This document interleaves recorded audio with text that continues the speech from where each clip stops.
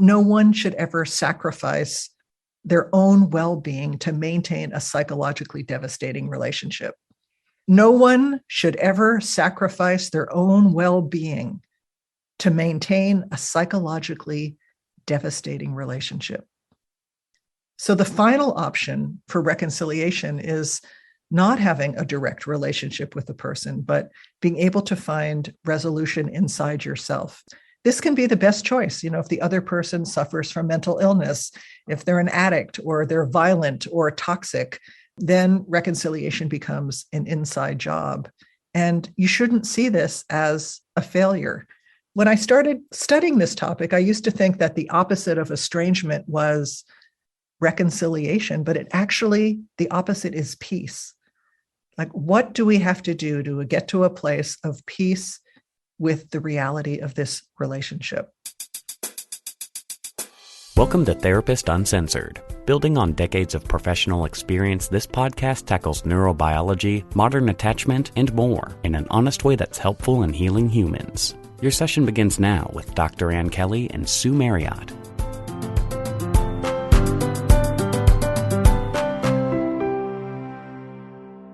Hi, everyone. This is Ann. Before we jump into today's episode, I want to remind everyone of our first live Therapist Uncensored meetup, April 22nd, 2022. So it is coming up, and we are so excited about it. So one of our goals at Therapist Uncensored is to build community, and we really want to do this live. And the hub meeting is in Austin, Texas, because that is where Sue and I reside. But we are helping to coordinate meetings all over the U.S. and abroad on the same day with volunteer Therapist Uncensored listeners just like you who are agreeing to be hosts. So we have them popping up all over: Bozeman, Montana, Long Beach, California, Brisbane, Australia, Houston, Texas, Los Angeles, Milwaukee, Nigeria, just to name a few.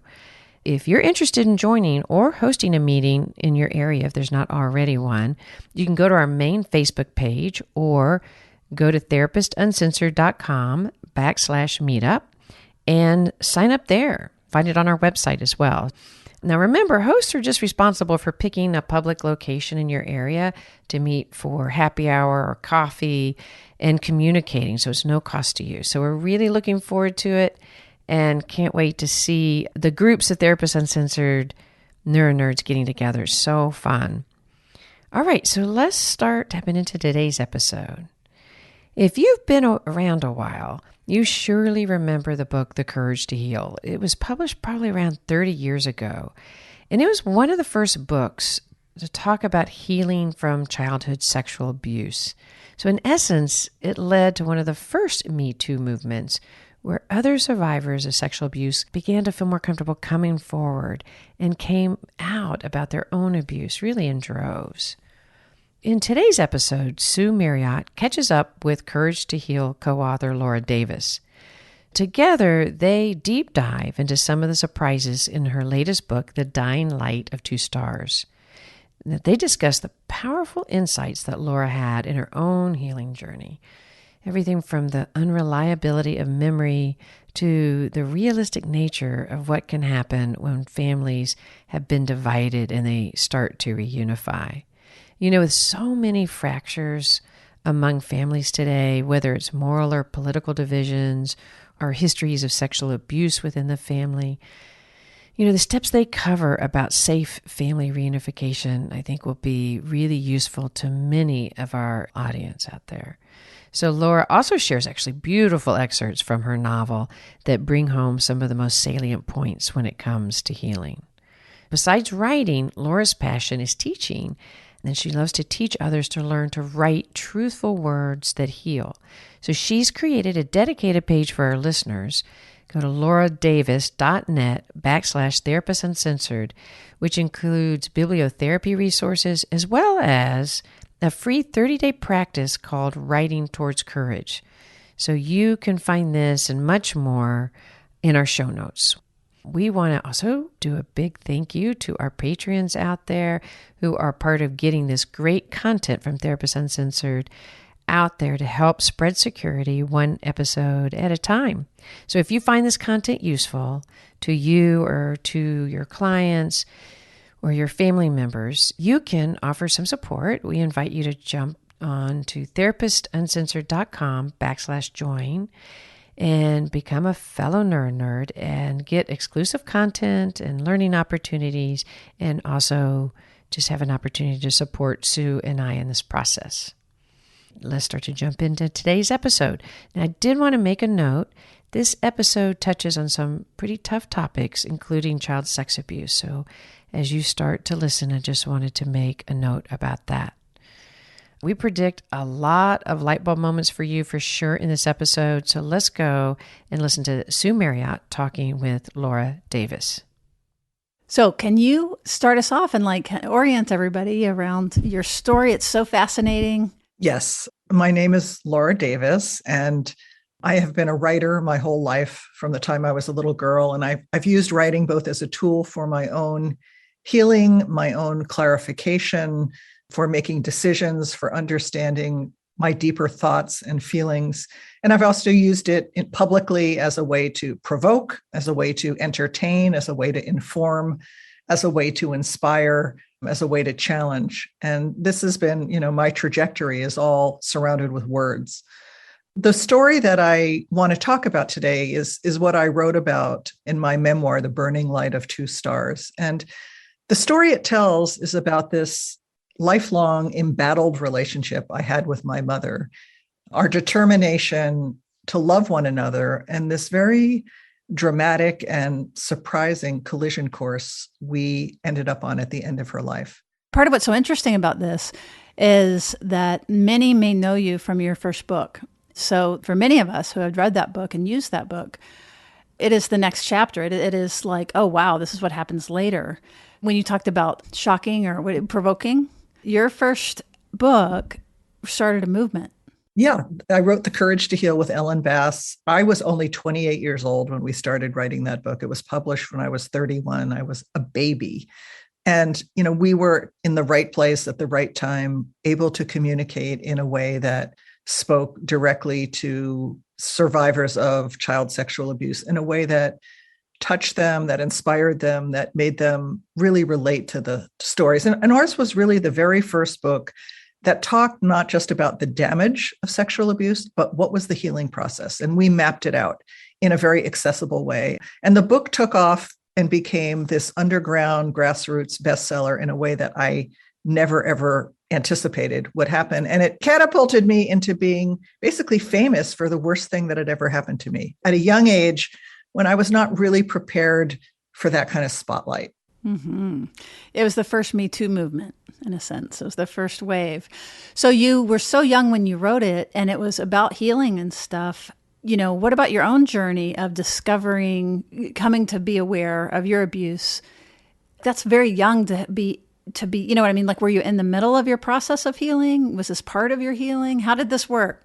It was definitely part of my healing. I had been someone who blocked out the abuse until I was 27. So very soon before we started working on The Courage to Heal, I began to have memories of my grandfather's sexual abuse. And it came up in the context of my first really committed, intimate relationship.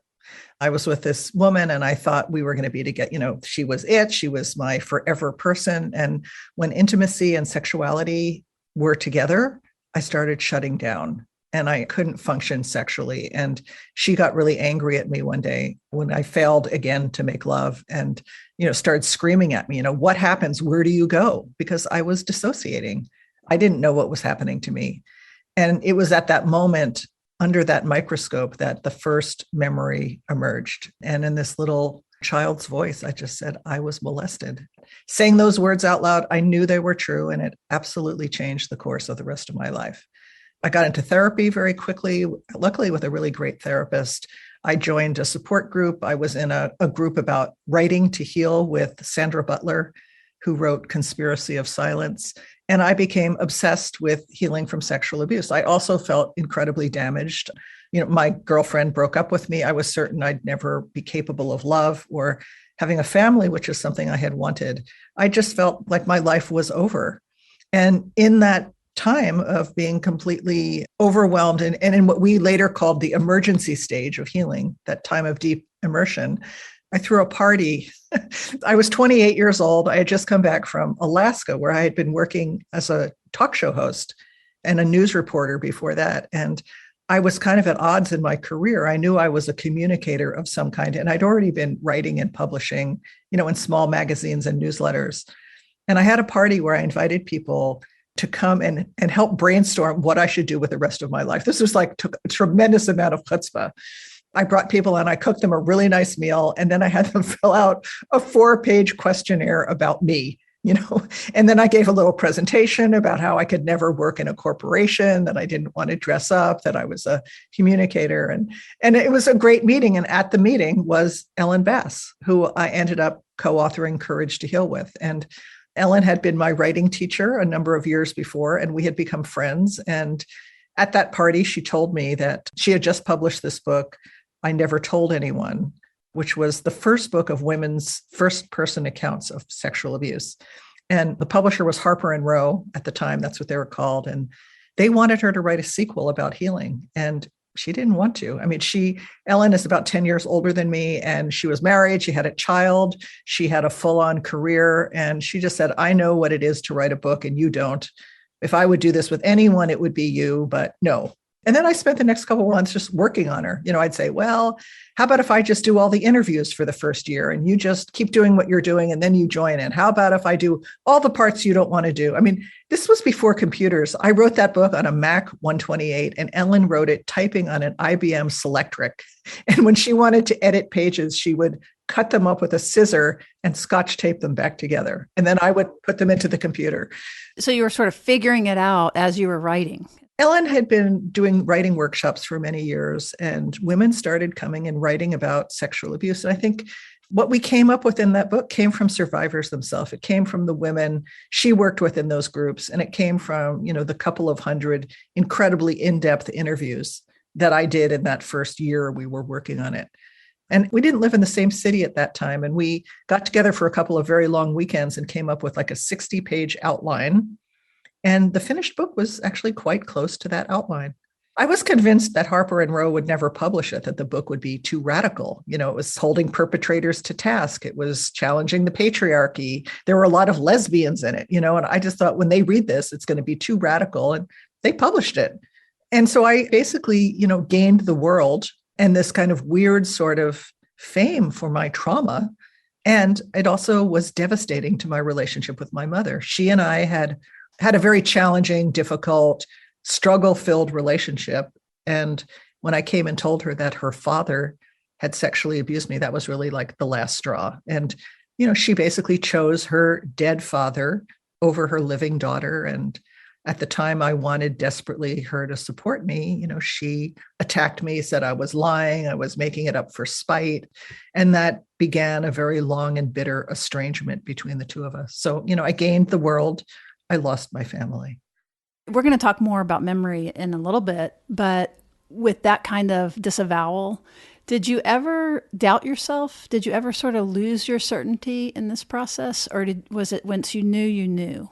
No, I doubted it all the time. I mean, I think that is part of the process is, believing it happened is one of the stages of the healing process is could this really be true? And I wanted it to go away so that I wouldn't have this terrible rift with my mother going on. But I think underneath, I knew it was true, but I had a part, I had a part that was maybe I could just make this all go away. Absolutely. And, it's these double binds and you were an adult. So, I'm thinking about kids that are aware, but can't be aware, but also are aware, but can't be aware, right? That it's this perfect double bind around that you need the support and you need to tell. And in telling, something maybe even more terrible could happen, which is the not believing and the disavowal and now you've lost potentially what should have been your protector. I think of it a little bit like a Sophie's Choice, which do I hold on to myself and know and keep my knowledge and tell my truth, or do I confuse myself and hold on to my caregiver? Right. And at that point, I had already moved 3,000 miles away from my mother and my family of origin, which was a very intentional move. I moved basically as far from her as I could get without crossing an ocean. And so I had created that distance, which I needed. But yeah, it was incredibly painful. And that estrangement, in your intro, you were talking about estranged relationships. I found that during that period when we were so bitterly estranged, she was in my head all the time. I mean, we weren't speaking, but she was totally alive in me. And it was her critical voice. It wasn't her better qualities. So, it's like endeavoring not to think about her. I thought about nothing else. That was my experience. I created the distance, but not psychically.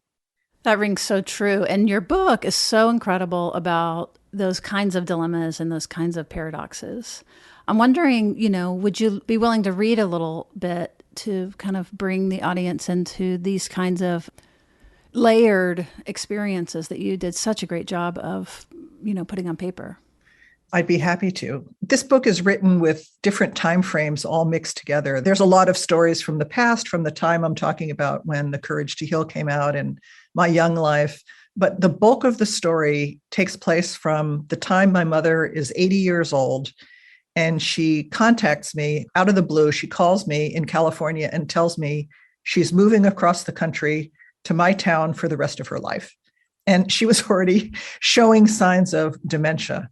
And at that point, we had already achieved a certain degree of reconciliation, over a period of 40 years, or maybe 30 years at that point. We'd spent probably 30 years beginning to heal that relationship. And, we had achieved, I would say, kind of a cordial relationship with no intimacy. In large part, the reason that the relationship succeeded is that there was this 3,000-mile buffer between us. So her phone call that she was coming was very challenging to me. And part of me was like, no way. And this is going to ruin my life. But part of me actually secretly, I think, I don't know that I could have admitted it at the time. I was longing for the possibility that we could actually heal our relationship the rest of the way. And, it was like, this was the end of her life. And also I thought a lot about, despite the fact that she had betrayed me so powerfully in the past, the question before me was, can you caretake a parent who betrayed you in the past? And what kind of daughter do I want to be? I didn't feel I owed it to her because I felt the breach between us had broken any obligation. So it really was a choice. And I realized I did want to be the kind of daughter who could take care of my elderly mother. So she moved to California. And this scene that I'm going to read to you, she's 81 years old. She's, in the stage of dementia where she's starting to lose her friends because she can't remember anything and she misses all the dates. And then she is explosive and blames them. And she's full of anxiety and she's becoming more isolated. And I came back from a week-long work trip and was at her house. And she didn't live with me ever, directly live with me, but she lived across town. And I was doing things like, fixing her computer and all the kinds of things I could do for her.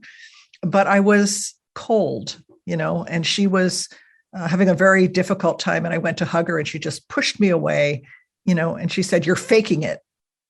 And she was right. So I was going through all the motions of being a good daughter, but my heart was really still hardened against her. And after that confrontation with her, I went home and I wrote this. 3 decades earlier, I had erected an impenetrable wall between us, a fortress with narrow slits so I could watch her approach. I ensured that my defenses were prepared anytime she came near me. I always had an escape plan. It's true, we later reconciled, and the fact that we were able to create a functional relationship was a miracle. But it wasn't an intimate miracle, because I never took down my wall. Oh, I taught myself to be kind to her in a fake it till you make it sort of way, but I still held her at bay. My wall just got subtler. It isn't permeable. It was hard and opaque, and there was no door. We only met in the antechamber, the common room where guests are received. Only my polished self was on display, my masked self, and only in the antechamber. Mom never saw my inner sanctum, and I never saw hers. I got as close as I could within the constraints I had established, but closed is closed, and a closed heart is a lonely one. The price I paid to keep my mother out, at first with withdrawal, later with an armed fortress, and finally with the polite rules of détente, was love. The pure, unfettered love I longed for, the pure, unfettered love she craved. That day in the kitchen when I couldn't comfort her, I had to face it. My mother was still a stranger to me, with tentacles of need I was loath to touch. I wanted to be more than kind, to do more than merely what was right. I wanted to love my mother just once, freely and with the relief of a lost, exhausted child, beyond words and beyond all pretense. I wanted to lay my head on a place that was safe, just once, before it was too late. So that's kind of every story, every movie, every TV show, every memoir, which this is, has a trajectory for the character, the protagonist. And, in a memoir, of course, the protagonist is me. And that journey of, can I move from my head and my defenses into truly having an open heart in this very imperfect relationship? That's the journey that the reader gets to watch as they move from the time she arrives in California until her death. Having read the book, it is a beautiful one and raw and honest. And I think everyone can hear again the complexity and the layers. And to me, the word that just comes to mind is honest. You're articulating things that people experience, but a lot of times don't have words for. And as far as that trajectory goes, now, as you look back on it, that was setting up the arc. What are your feelings about the arc? When you were a writer and a storyteller, there's an arc you create for the book. You have to take the raw stuff of your life, which is this happened and that happened and this crisis happened, and you have to find the story in it, because otherwise people don't want to read it. And I worked really hard to make this a book that people couldn't put down, that with a lot of suspense and a lot of surprises. And, everything in it did happen, but there's a lot of things that happened that I left out. So I guess I would say that, for me, my mother's arrival and becoming her caretaker was absolutely one of the hardest things I've ever done. And I needed a tremendous amount of support. I had to get back into therapy because my mother's behavior in her early dementia mirrored the worst qualities that I had grown up with, which was rage, which was gaslighting, which was impulsiveness, which was totally never knowing who I was going to meet when I walked in the door. It was intense anxiety, lashing out. So, that's a lot of the symptoms of early dementia. And I remember a lot of times thinking, is this the disease? Or is this just the same screwed up mother I've always had? Because, a lot of those qualities had been kind of under wraps, for a period of years between us. It really had not been explosive. It had not been that way. We both had learned to hold certain boundaries with each other that enabled us to have a mostly peaceful and positive relationship. At one point, we had agreed to disagree, this huge issue between us, which was the incest, did it happen or not? We set it aside. And I could only do that once I had done a tremendous amount of healing. And I had gotten to the point where I knew the damage wasn't permanent, that I was okay. I was able to have, I've been in a relationship for over 30 years. We've raised 3 children. I have 3 grandchildren. I've had a successful career. I have friends.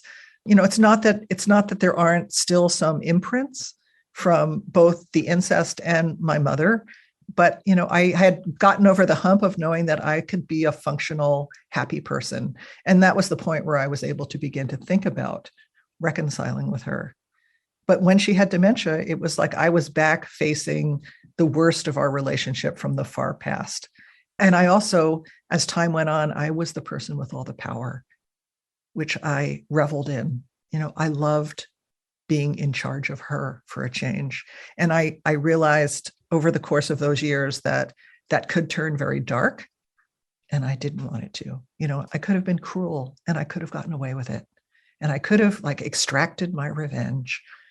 But I decided when that possibility raised itself, which is something I do write about, I immediately went out and got help. I joined a support group working with early stage Alzheimer's patients. I got back into therapy and I really worked to separate the past and our history from the contemporary situation we were in now. And, you know, whether I actually got all the way to opening my heart, that's what you have to read the book to find out. I mean, that's the question that I explore. How deeply did we reconcile? You'll have to read it to find out, because I think that's the trajectory that people are looking to find out. And, you know, I'll say it was not a perfect ending. This is not a storybook Hallmark card reconciliation story. It's really gritty, and it is funny in places, hysterically funny in places. It's tragic in places. It's real. And I think anyone who is either struggling in an estranged relationship or a caregiver or dealing with someone at the end of their life will really understand what I'm writing about. I think so too. And I really like you framing it up with the passage that you read that was so incredible and so beautiful around, like, you got clear about your vision, which would help you as far as for yourself, like who you wanted to be. So I'm sure that in the struggle and in the fight, that like having the clear vision of like where you are in this and what you want of yourself, for the people in your life now, you know, had to have been like an orienting North Star organizing force when all of this is happening to you, you know? Yeah, I really tried to hold on to that. And one of the people most helpful was my spouse, Karen, who was not my mother's daughter. She was her daughter-in-law. She didn't have the history I did. She didn't have all the layers of resentment and all the triggers. She wasn't triggered by her the way I was. And she made a huge difference in my journey. For one, she was incredibly helpful, and she would always step in. When I was out of town, she would be the one showing up for my mother. She did for her. She was a caregiver too. But more than that, there's one scene where I'm at the dining room table and I'm making a list. And the list is reasons Mom can't live alone. Because we were at war again. You know, we were at war over her driving. Should she be able to drive? Should she be able to live independently? Did she need to go to assisted living? Did she need help with her pills? You know, all these questions. And she wanted desperately to be independent. And I wanted to keep her safe, which meant kind of containing her. And she was not containable. And so I was writing this list to prove that she could not live alone. And Karen walked in and she looked at what I was doing and she confronted me. And, you know, she basically said, you know, why are you always focusing on her weaknesses? Why aren't you focusing on her strengths and trying to build her up? You know, that was like a really critical moment in my trajectory, to be confronted like that, and to really have to think about how, not just then, but my whole life, I had focused on my mother's weaknesses. I had set them in stone. Every trespass I had remembered, and her good qualities, which actually were many, I just let them flow through my fingers like they hadn't happened. She didn't have the same history. So in her body and her nervous system, she didn't have that armor. So it really speaks to something that we talk a lot about on the show around attachment and attachment injuries, and how our nervous system can unconsciously set up based on our environment to keep us safe. So this is a great example. And I think there's some more that we'll get into related to memory, of the implicit experience. And what you're describing is kind of like holding on to it, really holding on to it, but not consciously, not meaning to, but it's just kind of what your nervous system is doing. But we introduce a nervous system that's free of that. And the same situation looks really different. So it both is validating of this power of the early attachment relationship, you know, the power of your early experience, but also of memory. Like you were just describing, kind of like writing these things down, like holding on to the memories of something that would, again, keep you safe. It would help you armor up. But in the book, you also get to a place where that you begin to question your story in that way. Like some real surprises. Yeah, there were some real surprises. Absolutely. There's one small thread in the book that's connected to the fact that when my mother died and I went through her things, I found this shoebox full of letters, all the letters I had ever written to her, all the letters she had ever written to me, she had kept copies of. And then there were first drafts of the letters she had censored that she, you know, had never sent. In my office, there's these stairs and there's like a crawl space. And in that crawl space were these big turquoise plastic boxes, like a banker's box size. So 4 big boxes. And it was everything I had saved from my past, because I always said, I'm a writer. I might need this someday. And I didn't even know what was in those boxes. But in those boxes were all the letters I had sent to her, all the journals I had kept during that time that had all the drafts of the letters that I had never sent either. And as I started going through these letters after she died, when I put them together, there was like these two very fat file folders full of these moldy, musty letters that had these like rusty paper clips on them. They had, and the pages were brittle. And I had to force myself to read them. And there were all these written artifacts of our relationship. And as I read them, I made some really painful discoveries that forced me to reassess the history that I thought I knew. So I'm going to read you one example.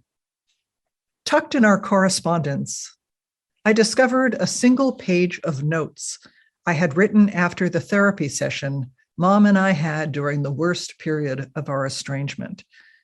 At the time, she was 57 and living in New Jersey. I just turned 29 and was living in San Francisco. It had been a year since I'd remembered the incest, and Ellen Bass and I were hard at work on the courage to heal. My whole life was dominated by incest, and there was a huge gaping hole where family used to be. I still secretly hoped that Mom would take me in her arms and say, "Oh, honey, I'm so sorry I didn't protect you." I knew that would never happen, but part of me was still holding out for a miracle. Mom was praying for a miracle too, hoping I'd recant. That too would never happen. I had crossed a line and was never going back. The two of us at a standstill, an impasse, at war. And during this terrible time, my mother agreed to fly to California for a session with me and my therapist. To open that session, I read out loud a letter I had composed, a fantasy version of the letter I wished my mother had written to me. I wept as I read her these coveted words.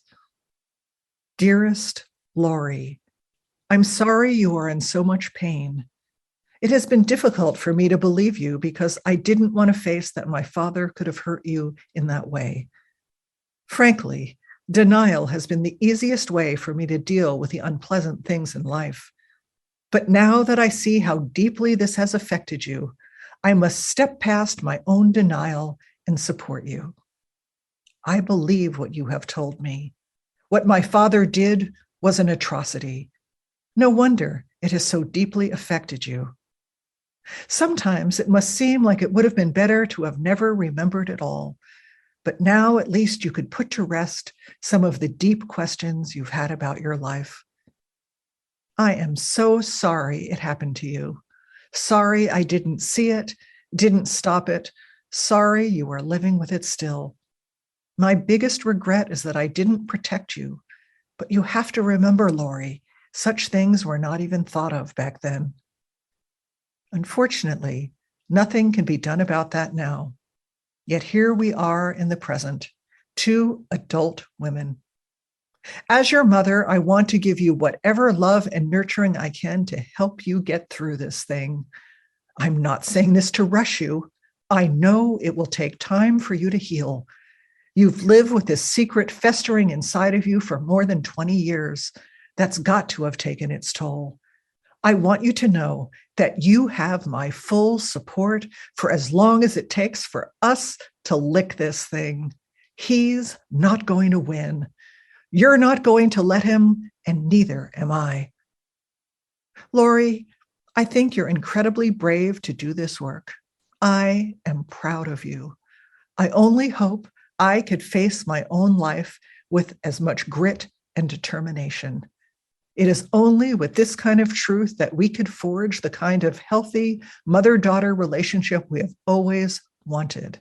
I truly believe this healing can bring us together. All my love, Mom. When I finished reading the letter that I wished she had written to me, I looked up. Mom sat across from me, gripping her pocketbook. After a long silence, she finally spoke. It's like the Laurie I love so much and want to comfort is sitting right there. And there's this other horrible monster next to her making these accusations about my father. When she said that, something tore inside me. the last shred of hope that she'd take my side. I pressed my legs against the nubby cushion, willing myself to stay present. I glanced over at my therapist, sitting in the armchair between us. I felt her silent encouragement. Say what you need to say, Laura. This is what we've been preparing for. Mom, they're just one person. It's a package deal. It's taken me a year to accept and love that monster, and I can't afford to split her off from me anymore, not even for you. Mom sat alone, looking so much smaller and less threatening than the mother in my head. She dug in her pocketbook for a tissue, snapped the gold clasp shut. Then she repeated the litany I'd heard so many times before, how every choice I'd ever made was to spite her, how I was making up the incest for revenge, how she was the real victim. Each word felt like a blow, only this time I had a witness. I wasn't crazy. My mother wasn't the innocent, wronged mother she made herself out to be. I became myself in spite of her, not to spite her. That therapy session made things clear, and I guess that was the point. For me to give up hope, to let the impasse stand, to stop waiting for my mother to magically turn into someone she couldn't be. Until now, that's all I remembered from that session, her denial. Mom flew home heartbroken. I went home brokenhearted. And the next time I saw my therapist, she said, "Your mother is the most narcissistic person I have ever met." Maybe she shouldn't have said that to me, but she was sick of me always questioning myself, tying myself in knots to stay connected to a mother who could never really see me. For years, I waved my therapist's assessment around like a flag. I loved having that word to describe my mother, narcissistic. But then she and I reconciled, and I forgave her, and she forgave me. Who cared about labels? But now there was an open box in my lap, and in my hands, a single sheet of paper, notes I'd taken immediately after that session, written in ink in my own hand. I didn't remember anything I had written on that page. It was as if I was hearing it for the first time. My mother told me about the time her sister Ruth had played tapes of their father's 90th birthday party. Mom said, "When Ruth played me those tapes, I started to cry, and I didn't know why. Could it be that we were all celebrating him, but it was all wrong?" I didn't remember that. Mom said that her therapist had explained to her that women often remember abuse many years after it happens, and that I might have too. Then Mom said, "As my therapist pointed out to me, why would Lori go through all that just to spite you?" Then Mom added, "I realized you wouldn't." I didn't remember that. The final note on the page was a direct quote from my mother.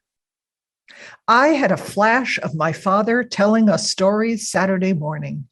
He wore pajamas with a hole at the crotch. I remember thinking how ugly his penis looked. It must have been erect, or I wouldn't have thought it was so ugly." Under that quote, I had jotted down my reply. "Mom, that's when he abused me. That's how it started, when he told me stories." I didn't remember that either. I didn't remember any of it. All I remembered about that session was my mother's hard, cold steel wall, her refusal, her denial, that once again she chose her dead father over her living daughter. That was all I was able to recognize at the time. It's how I've held that session in my mind for decades. But I forgot Mom's courage. Even when she was up against something she absolutely couldn't bear to face, she tried. 30 years later, holding this brittle sheet of paper in my hands, I can see that she tried to look into the past. She asked herself the question, what if Lori is telling the truth? She dug down as far as she could bear to go until she couldn't bear to go any further. And she did it because she loved me, because she didn't want to lose me. She didn't want to lose her horrible, lying, traitorous daughter. And so she wrestled with it. She peered into the vast, untenable darkness. She looked into those flames. My mother must have been in hell. I can see that now. I can also see that she tried. She didn't cut me off. She didn't sit Shiva and proclaim me dead. She flew across the country to face pain and misery. I can see how much she loved me. It's still really emotional to read it, actually. I recorded the audiobook last spring, and it was interesting because, for one, I caught a lot of errors in the book from reading it out loud, but I was shocked at how much I felt every scene I read, because I rewrote these scenes like 100 times. I had so much distance from the raw first draft because a book is something you craft. People say, oh my God, Laura, you're so vulnerable. How could you be so vulnerable? I don't feel that way about what I write because I'm writing about something from the past. I'm not writing about my current edge in life. That would feel vulnerable. But when I read it out loud, and even now, reading that piece right now out loud, I really feel how I felt in that therapy session. I feel so much empathy for my mother, and I feel so much regret, that I just had to hold her in the box of the enemy. I had to keep her as my antagonist, period, instead of for the, incredibly complex, multi-layered, flawed person she was, and I had to see me as the victim. And now I see me as the incredibly complex, multi-layered person I was. That's why it took me 10 years to write this memoir, because I had to get to the point of being able to create on the page two very human characters. I had to do a lot of work to get there. The implications of this are just profound for all of us, right? That we believe our stories, and we don't usually have a record like you do. So for you to be able to, after the fact, put pieces together, add the complexity, open further even around seeing her as this three-dimensional complex character as well as yourself, it is so powerful. And one of the things I was thinking was, I wonder, so one interpretation, of course, is that just unconsciously you needed to not hold those things that would have been too difficult to hold, kind of the whole picture maybe at that time. But I was also thinking, with such a blow at the beginning of the session, with her dropping, all she would have had to have done is nodded or agreed or, yeah, what you said, or, just you handed it to her. It was just gift wrapped. It was, it was so beautiful. So with that blow, I can imagine, again, just going back to the nervous system and how we think of it in therapy, is there would have been no new experience. Like, the wall came down. So the hippocampus is offline, and that's what does the autobiographical memory. You're in limbic, you're surviving. And so the stuff that happens afterwards literally doesn't go in. Like you said, you would not know this had you not written it right afterwards. So it's just so incredibly powerful. And I appreciate you being so vulnerable as to share a little bit more about the immediate experience of it, even this far back, you know what I mean? Even though that this has been quite a while. Just such a gift. I so appreciate that.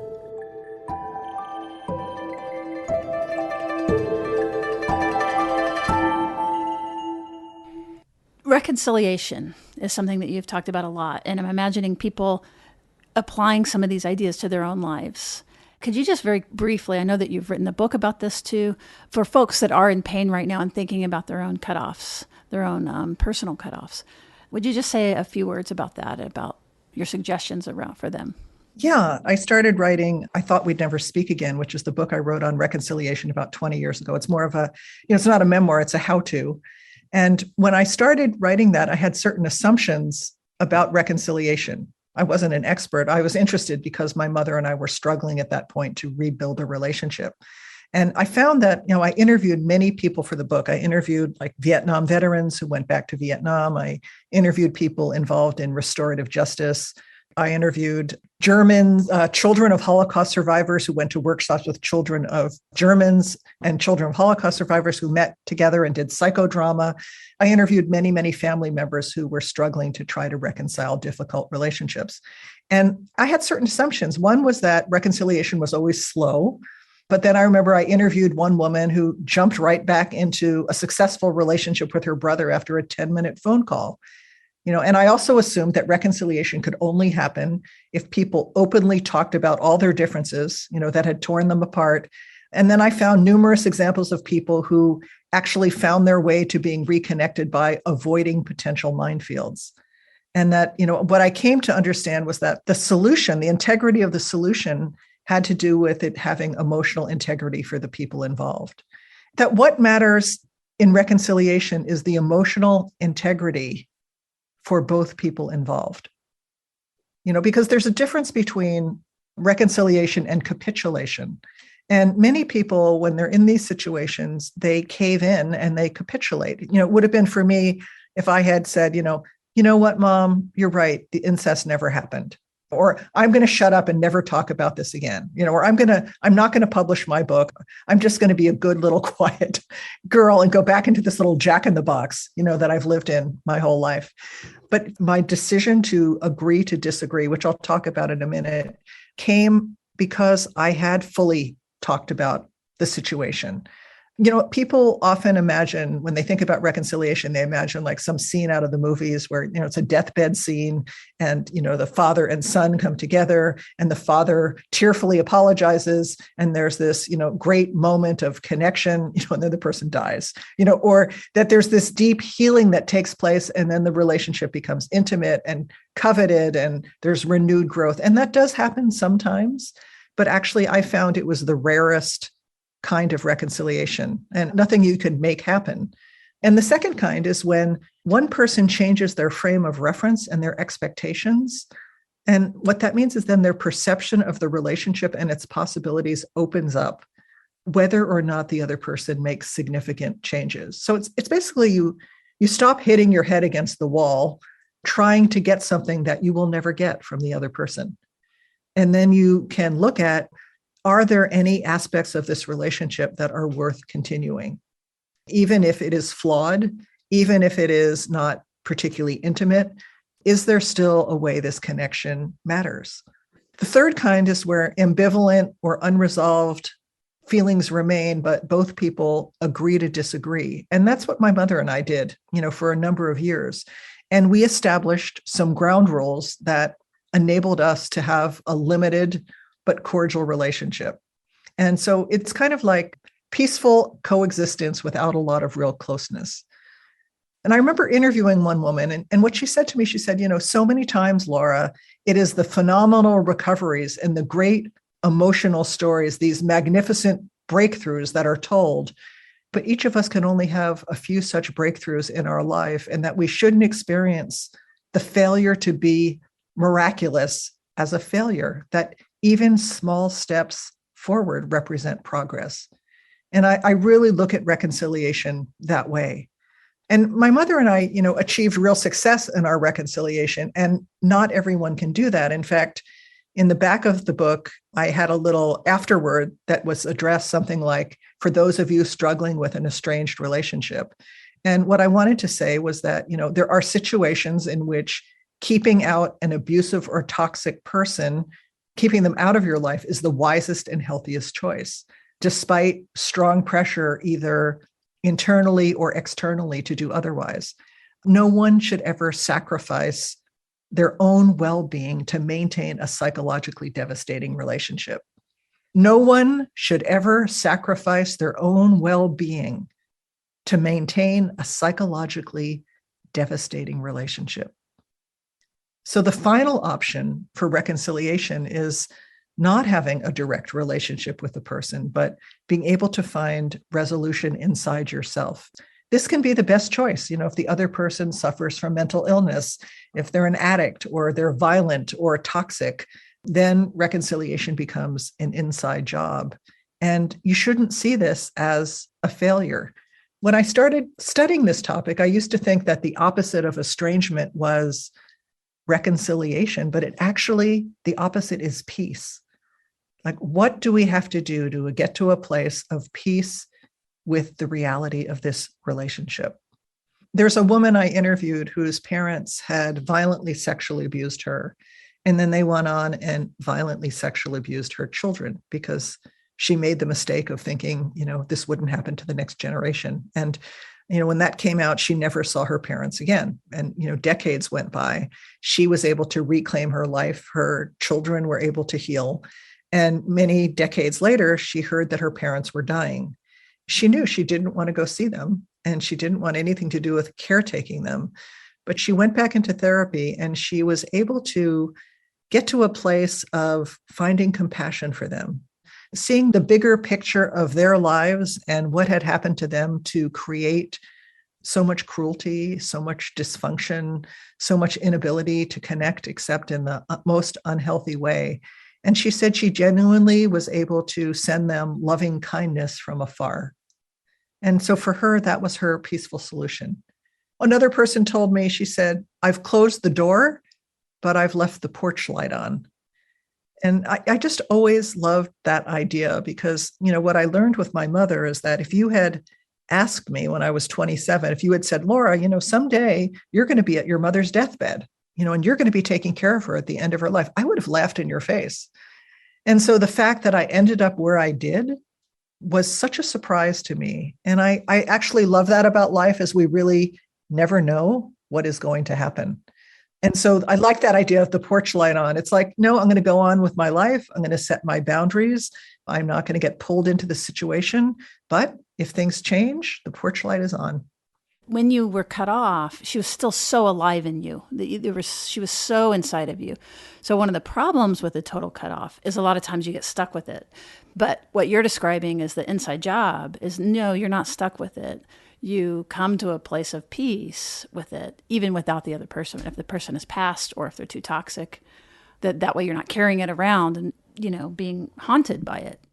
Yeah, I think that in these situations, first, you really have to do your own healing. If it's been an injury, sometimes, estrangements come because of a misunderstanding.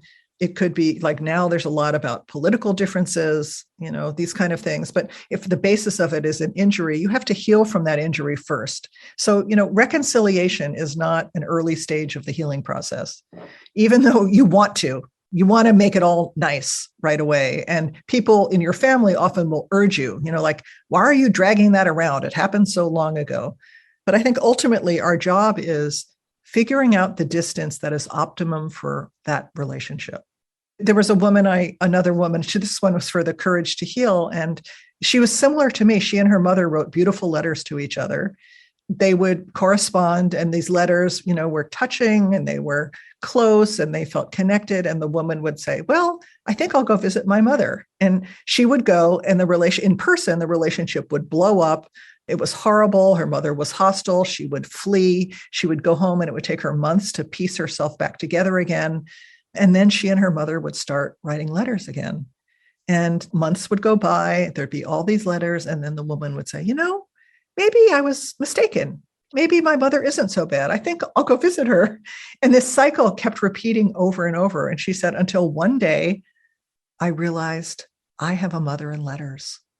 This is the way that we can relate to each other.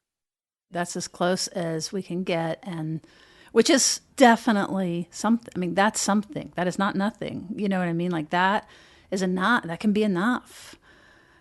Versus going in and going in and going in. It's like being able to hold what you really can get is beautiful.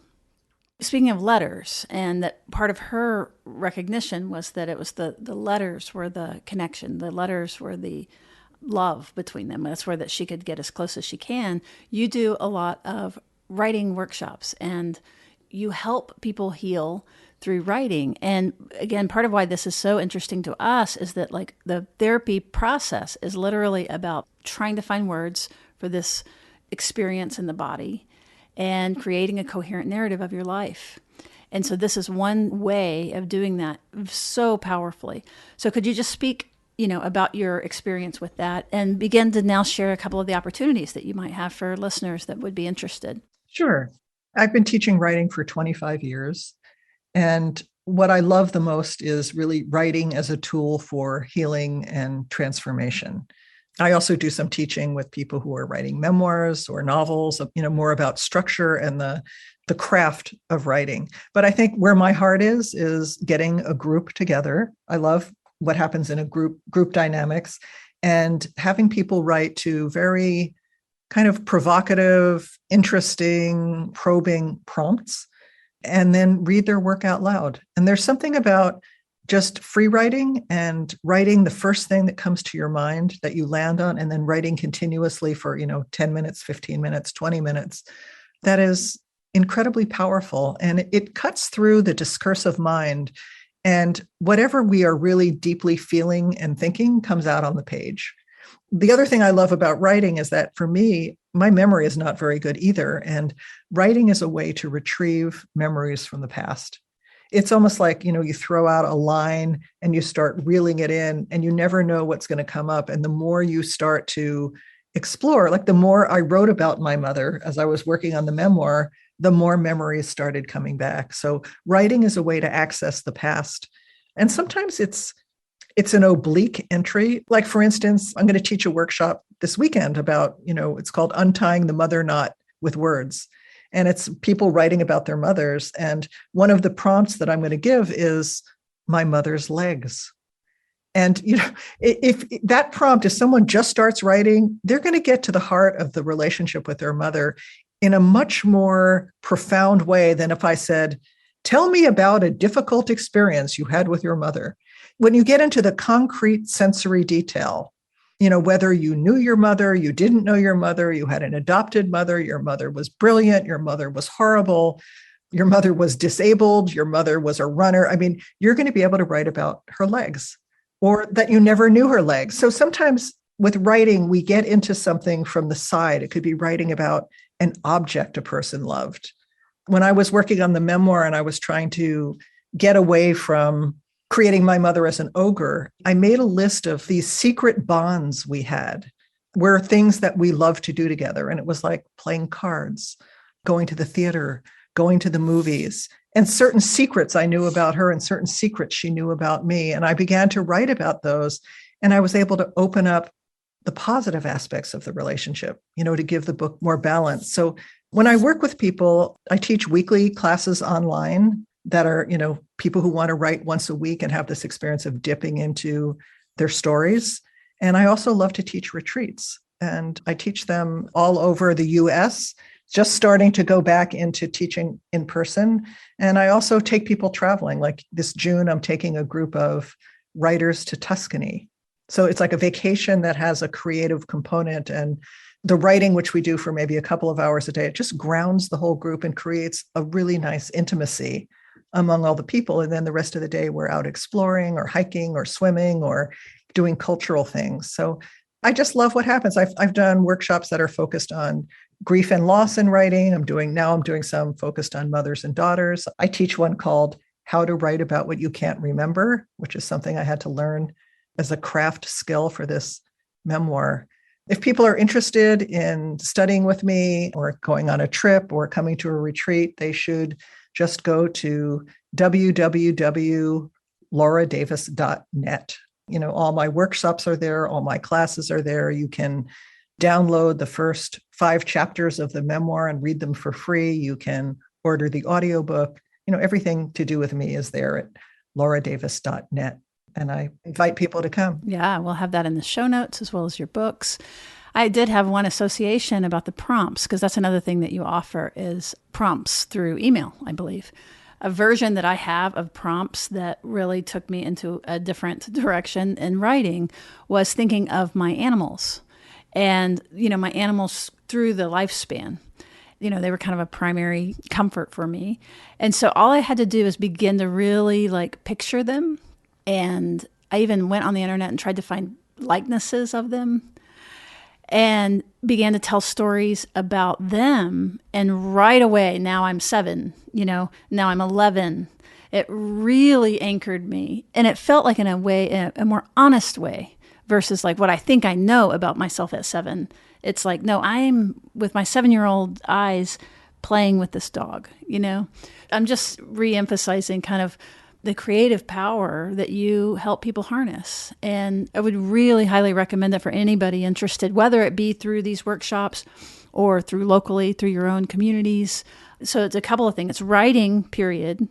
It's sharing the writing. So then you have the interpersonal piece of it. And there's something about, writing it and just letting it fester in a notebook. I mean, I think writing is great no matter how you do it. But when the writing just festers in a notebook and you never look at it again, it's very different than speaking the words out loud. I think it's great to have a trusted listener who's not there to critique you, but just to receive and listen and thank you.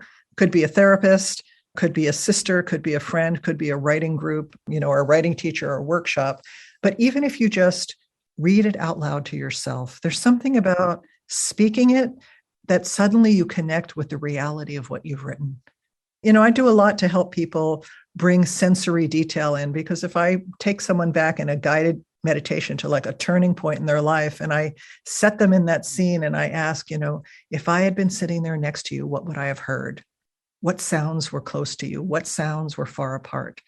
What would I have seen? What would I have smelled? What would I have tasted? If you look to the right, what's there? If you look to the left, what's there? If you look above you, what's there? What were you holding in your hand? And if I go through that for 10 or 15 minutes and then people write, the recall is amazing.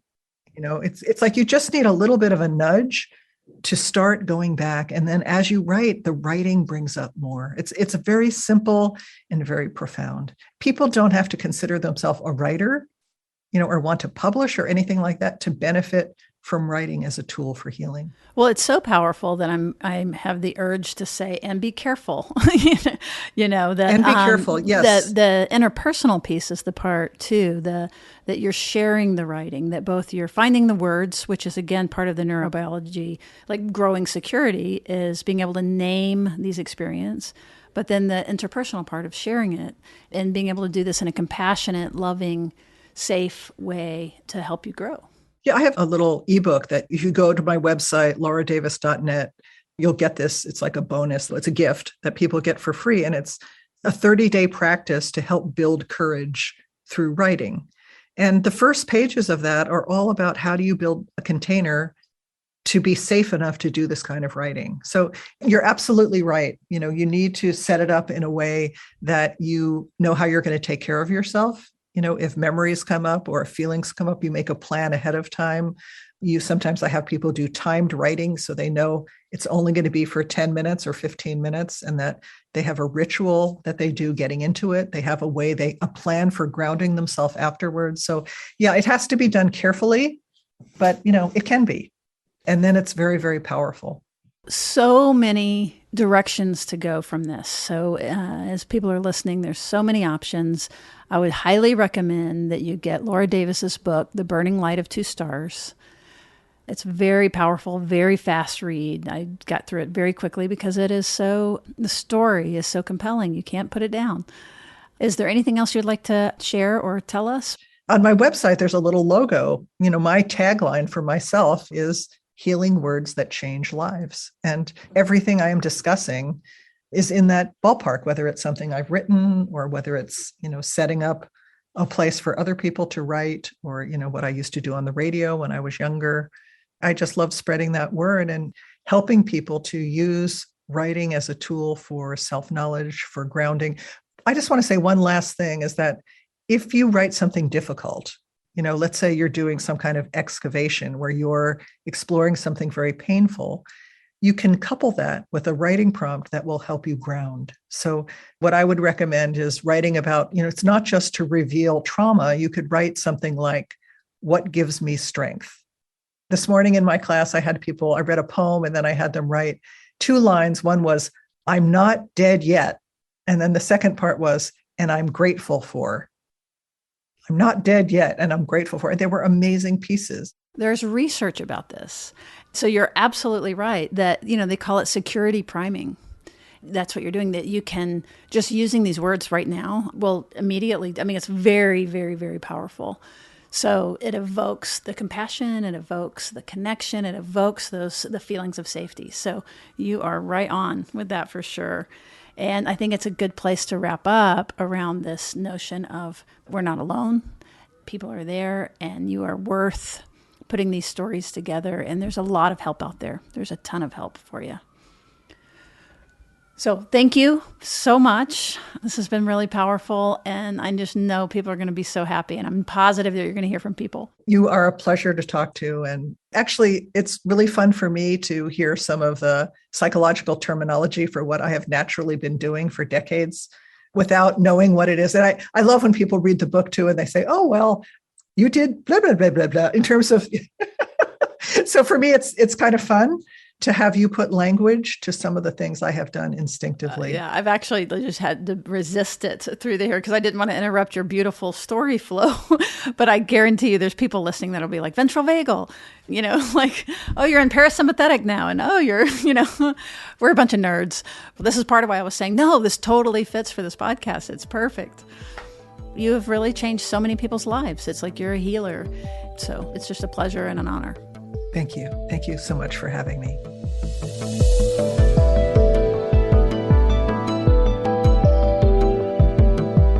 Therapist Uncensored is Ann Kelly and Sue Marriott. This podcast is edited by Jack Anderson.